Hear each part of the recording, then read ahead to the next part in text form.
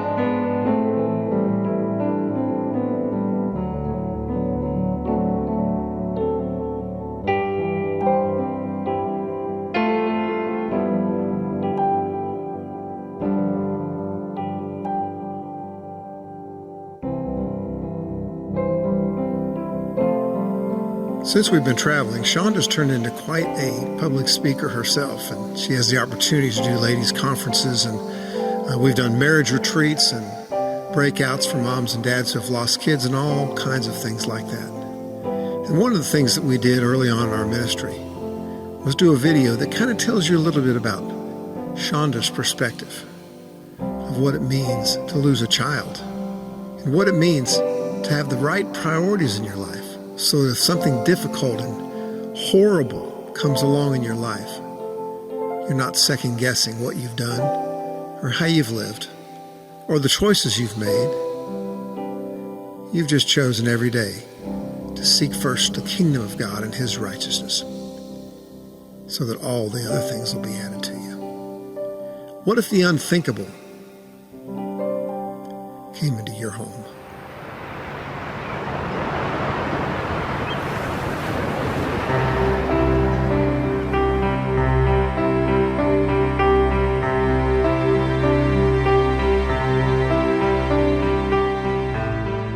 When Joe tells Matt's story, he always includes the part about Matt being a great athlete, and truly he was. To illustrate that point, Joe usually tells people that he has the home run balls to prove it. In the corner of a closet, I have a small wooden box. I call it my Matt box. In it are some pictures, a few of Matt's personal effects, some of his achievements, certificates and awards, and a baseball. I was looking at these things one day when I was all by myself. When I held that baseball in my hand, I realized a very important truth. When a person dies, they don't really take anything with them. Nothing.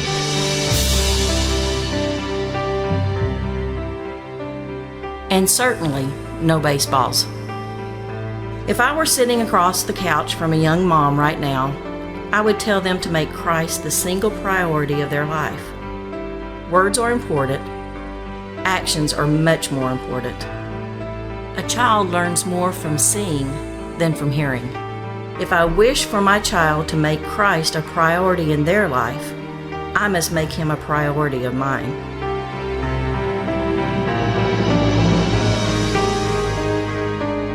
There is certainly nothing wrong with softball, baseball, or most other activities. It can be good for your kids. Likewise, there is nothing necessarily wrong with Pilates, yoga, workouts, or a good pedicure. These can be good for you. There exists, however, a grave danger when we allow busyness to fill our lives to the place where we worry more about running an efficient taxi service than providing a godly home. Slow down, breathe, and hold your child close. We have no guarantee we will even be able to do that tomorrow. Today, I am grateful that I have an old battered baseball to hold in my hand and a box full of awards to look at. I am unbelievably more grateful that I have the assurance that Matt is at home with Christ. The next time you face one of these priority decisions, for your children or for you, put yourself in circumstances similar to mine. Then make the decision you will wish you had if this unthinkable tragedy should visit your home.